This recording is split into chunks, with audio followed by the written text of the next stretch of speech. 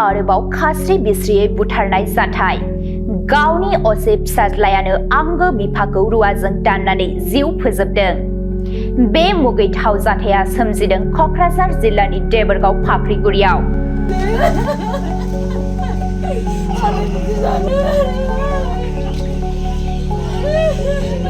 नंगौ, सासे 25 बोसोर बैसोनि फिसाज्लाया गावनि असे बिफाखौनो रुवाजों गोदोनायाव दाननानै जिउ फोजोबो। बे जाथाया जादोंमोन दिनै बेलासिनि 2:30 समाव। जाथायनि सोमोन्दै मिथिनो मोननाय बादिब्ला नखराव रावबो गैयै समाव बिसनायाव उन्दुनानै थानाय समावनो रुवाजों गोदोनायाव दानदोंमोन।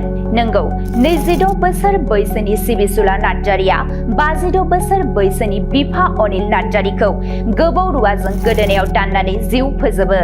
गामिनि सुबुङा फोरमायनाय बादिब्ला दायनिगिरि सिबिसुला नार्जारिया उन्दै समनिफ्रायनो ड्राग्स जानायनि हुदा जादोंमोन, जायनि जाहोनाव दिनै गावनि जोनोमगिरि बिफाखौनो खास्रि बिस्रियै रुवाजों दाननानै जिउ फोजोबो।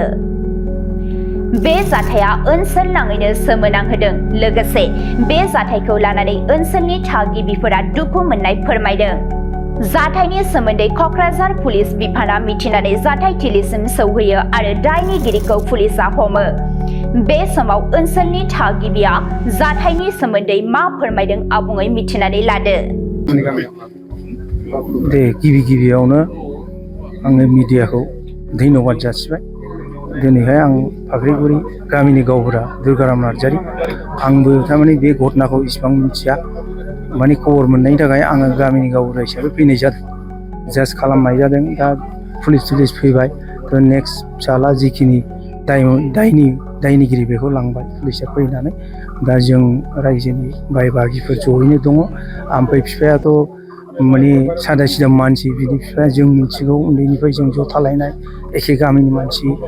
दा गेजेर खल'आव दिनैहाय मा जादों जों मिथिया, हयथ' बिनि फिसालाया उन्दै समाव हयथ' ड्राग्स लादोंमोन, जायनि थाखाय बियो माने न'निफ्रायबो बारा ओंखारामोन। बेनिफ्राय बियो 2015 बा 14सोआव बियो ओंखारलांनानै बियो सायाव हाबहैदों, सायाव मोजां पजिसन फैदोंमोन बेस्रा आर्सारियाव। दा बिनि गेजेराव बियो बेखौबो गारनानै बियो न'आव थादों। थायै थानानै बिदिनो एसे एनै खामानि दामानि मावोमोन, बेस्रा बिफाखौ हेल्प खालामो। दा जों मिथिनायाव आरो नुनायाव। ओमफ्राय दाथ' नों आंनाव बारा थांलाबाया, बे गथ'आ न'आवनो थाबाय थायो आरो बाहेरायावबो ओंखारलाबायला, बेबायदि जालांदों, एबनर्मेल टाइप जालांदों आरोखि। दा ओमफ्राय बिसोर गावलिया एसे ट्रिटमेन्ट लाबाय थादोंमोन, झारुवा बिदिनो बायदिसिना मोजां खालामनो हायो खोमा, हयथ' मोजां जायाखैबो जानो हागौ, बा जादों जाबोबायबो जानो हागौमोन। बा दिनै बे 2ता 2:30 समाव मा गोसो जाखो, बिफायाथ' उन्दुनानैसो दङमोन, जेबो दावराव खोनायाखै, माने होनाखै न'नि, माने गावनि बिमा असेयानो खोन्थायाखै।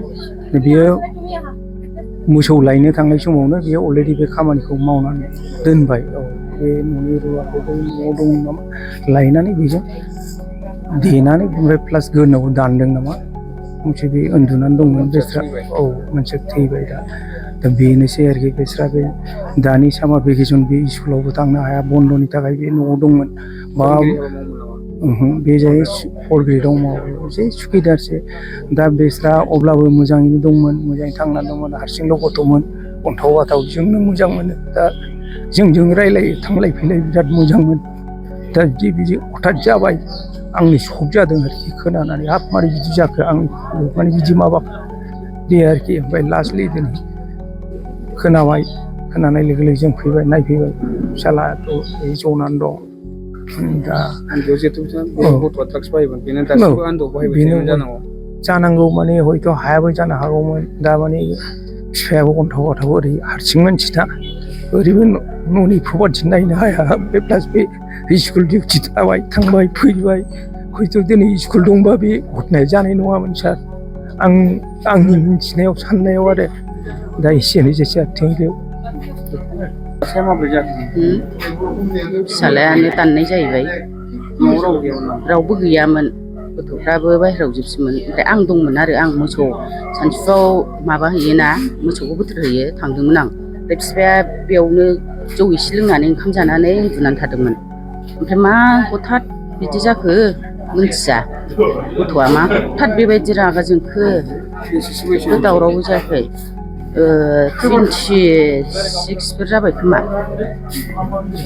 मानसिया बेमाराव दंखायो गथ'आ गोबावसै आगोलावहाय आसारि गेलेयोमोन बैयाव बिनिफ्रायनो बोरैबा जाबोनानै 7 बोसोरसो जाबाय बेमार जानाया बियो औ बाय खेला गेलेयोमोन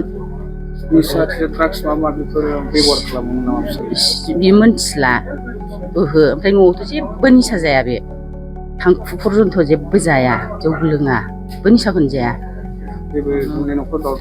ओहो नांलायाखै दिनैथ' जेबो दावराव गैया बेहाबो दलरसो उन्दुफैदोंमोन हथात बोरै बिदि जाखो रुवा